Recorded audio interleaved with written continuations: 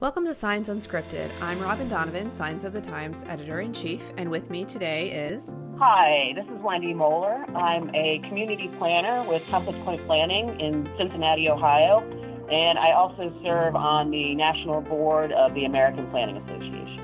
And so you are basically, Wendy, elbows deep in all things related to regulations and legislation about signage. Is that right?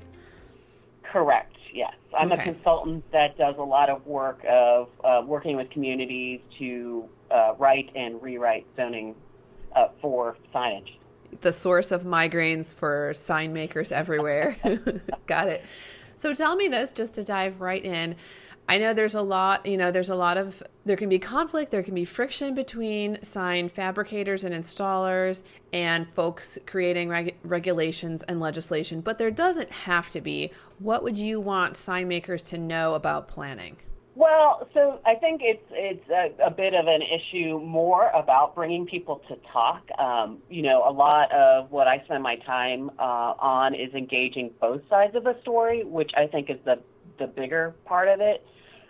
So it takes away that they're against us, and the residents are always like, we want less, and a lot of times the sign manufacturers are perceived as wanting more, and typically there's some kind of in between. So I think it's less about knowing what planners want sign manufacturers to know, more just about how to communicate with these communities they're trying to work in.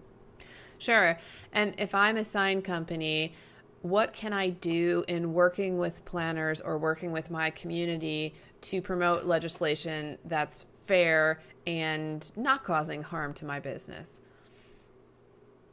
So I think a lot of what they can do is, if there's not a process going on to update sign regulations, if they're interested in promoting some kind of new technology, I think there's typically, like a city will have the city council meetings. They will sometimes have the ability to add like a brief presentation onto their agenda, so they can get in front of these boards and talk about, like, back in the day when it was electronic message centers were the big issue that nobody seemed to want to address. You could have got on there and talk about what these do for businesses and how they can be regulated so they're aesthetically pleasing. So there's opportunities like that. I tend to find, though, that most of those opportunities come out more during the revision of sign regulations.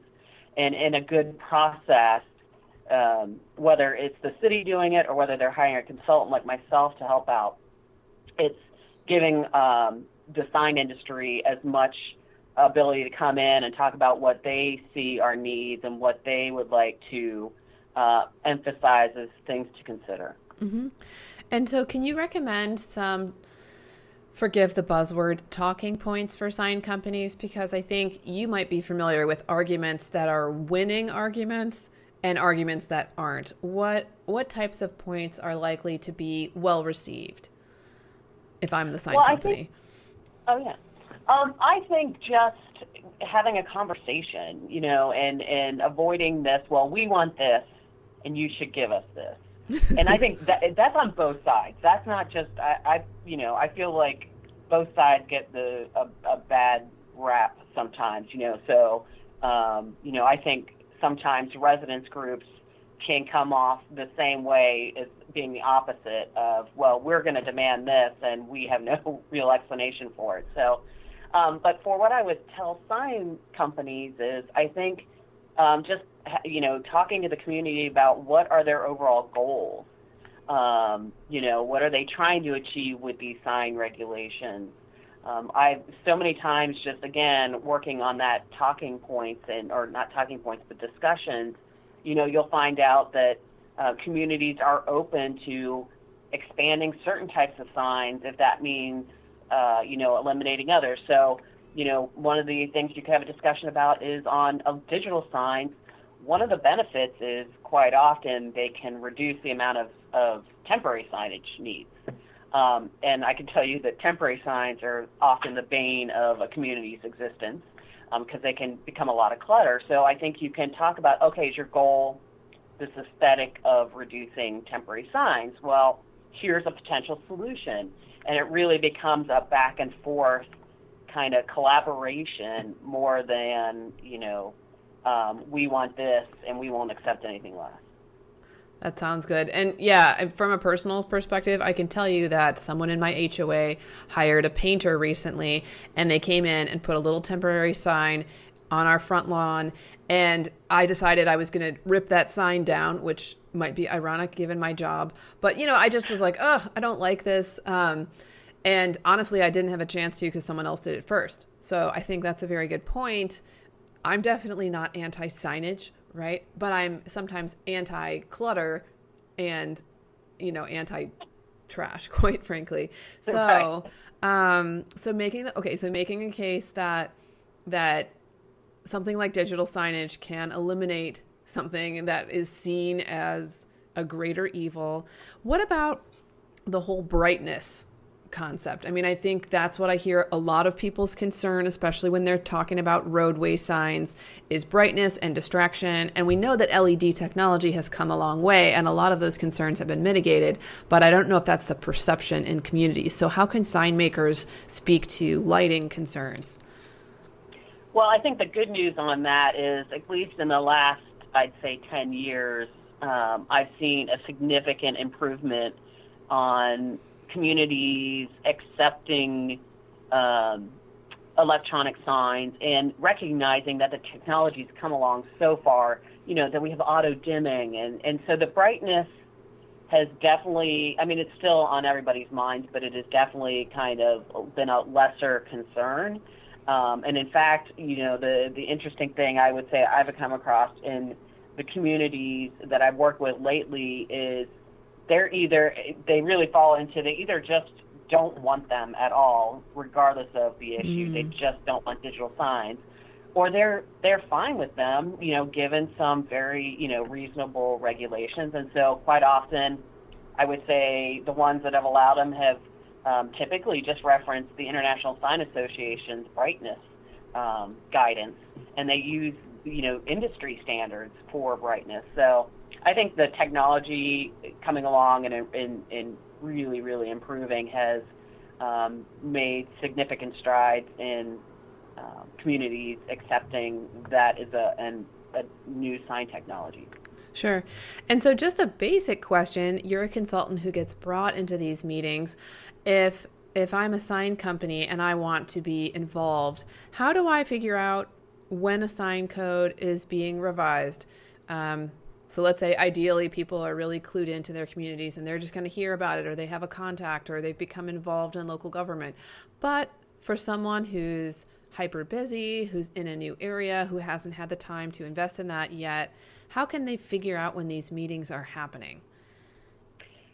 Well, and that's probably part of the problem. Now, a good process, I would say the best of processes, it's going to be advertised that the community is doing this, and they will quite often have a very clear process where they are going to talk about where they're going to invite the different stakeholders, including sign industry, and how they're going to do it. And so an example of the traditional process I use in updating sign regulations, which is one of my specialties, is, at the very beginning of the process, we will personally, the city and myself will personally invite a group of sign industry folks together to come in just as that kind of individual stakeholder group to have a discussion with us about what are their concerns about this process, explaining the process we're going to go through. So we're using the process to tell them about the process. Okay. And so, they'll have that up front. Now, not every community can go through that extensive of a process. So, I think maybe the first step is, if you are new to the community or still trying to figure things out, is to reach out. Most larger communities are going to have a planning or a zoning department. So those are going to be the key folks that are probably going to know when those changes are being considered. Mm-hmm. And so if you just reach out and say, hey, here's my name, introduce yourself, and then ask that you be notified of any potential changes, that's going to be one of the simplest ways to do it. Okay, so it could be as simple, in an ideal world, someone might contact you, or it can be as simple as raising your hand through a phone call and making yourself known to the planning department and creating a sense of urgency with them, that if they do engage in a code revision, that hopefully they would contact you. And so maybe it's not out of the realm of expectation that you would reach out once a year. I'm guessing just make sure that person, and maybe this is my journalist coming out, but just make sure that person doesn't forget you. Track down the source. Yeah, and here's where technology is coming in play for communities as well. Is that particularly the bigger cities, they often have on their websites now notification, sign-ups. So, if any big project's going to come along, or if there's anything, if you want to be informed of the agenda of upcoming city council meetings, you can, put your name on a list, and you'll get like an email blast once a week about what's going on, what's council considering. So there's, as technology in the sign industry grows, so does technology in public notification and public engagement. So there's a lot of ways where, you don't even have to make sure that you put on your calendar once a year, check in with the planner. Mm-hmm. It could be as simple as, hey, I'll get to see what's on the city council agenda and see if they're talking about signs. Perfect. So a small time commitment, like all things worth doing, but that's an idea for engagement. So Wendy, I think we're almost out of time. And one final question, because I think I'm going to call this Planners Don't Hate You Part 2. Do you agree that planners do not hate sign manufacturers? I strongly agree for that, and typically advocate for it.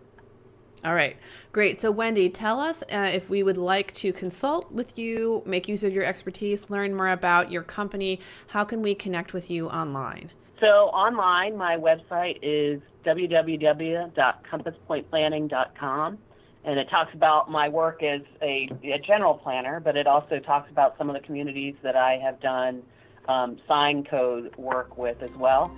It also talks about some of my history collaborating with ISA, with the Sign Research Foundation, and I think I know you can actually download the free guide I wrote on best practices in regulating temporary signs. All right, fantastic. Wendy, thank you so much for your time today, and thank you for sharing your expertise with us. Thank you.